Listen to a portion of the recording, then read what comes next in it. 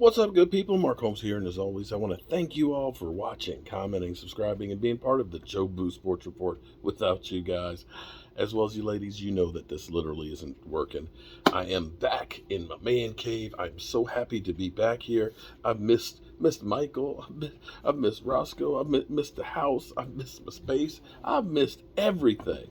And hopefully I didn't miss any news on the Dallas Cowboys. I even missed my manscape so I could clean off some of this stuff off my face. So Stephen Jones did a lot of talking today.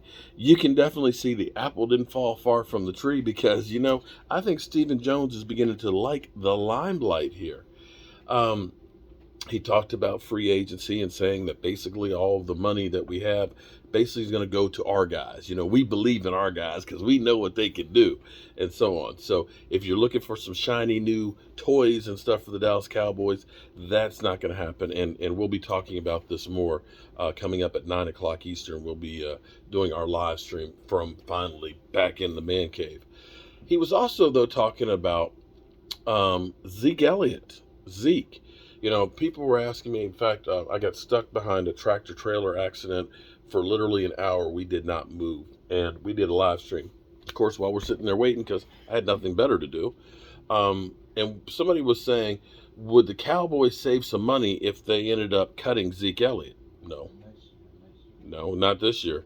If you cut Zeke, it'll cost you $33 million as opposed to 18. Best you could do would be is make him a June 1st cut, in which case you would only pay him $18 million, which is what you're paying for him to come back. Now, a lot of people will say he's done, but see, to me, the way you fix Zeke Elliott is you fix the offensive line. And when you fix the offensive line and Zeke Elliott, you actually fix the quarterback. So Stephen Jones, about 4 hours ago, this is the exact quote on it. He said, "I want that guy on my team. You talk about playing through some injuries. He's a competitor. I think he's been a darn good running back. Obviously, his money is guaranteed. He's going to be here. There's no question. We're fortunate to have him." In other words, he's played through some injuries. We appreciate that. And he's our guy because his money's guaranteed. So it's kind of like, you can get rid of him, but now you still are paying him, and you have to replace his spot on the roster, in which case they can't do. Now, somebody else, my man Cameron Billings, shared with me that a post by Marcus Mosher, that right now Cowboys fans' morale is at an all-time low, and looking at where we are as a team and going into next year and stuff, which is kind of crazy because I would have thought coming off of last year where we were 6-10 and Dak Prescott not knowing if he was ever going to be able to play again, looking at the idea of like Andy Dalton and Ben DiNucci as our quarterbacks, Mike McCarthy completely being lost, losing to the Washington football team twice. I thought that was about lower than whale shit. And whale shit, that's like literally on the bottom of the ocean. That's about how low I felt last year. I actually feel better than I did last year. I know it hurt not going further in the playoffs, but, I didn't see Aaron Rodgers too upset about being a first-round exit either. Being the number one seed. But I guess when you're a Cowboy fan, we're like spoiled kids.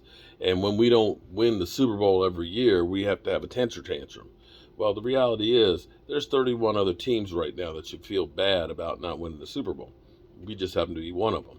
But hey, it could be worse. How would you like to have this situation? The Steelers, their prospects of having somebody to replace Big Ben, Mitch Trubisky, Teddy Bridgewater, but Teddy's a winner. Let's see, who else was it? Oh, Jameis Winston. That is, if the Saints don't re-sign him.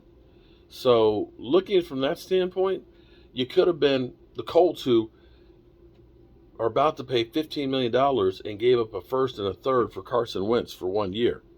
You could be those guys. It could be a lot worse, y'all. It could be a lot worse. Or you could be just a Jets fan. Okay, I feel better already. All right, I'm going to see you guys in about a half an hour. Peace.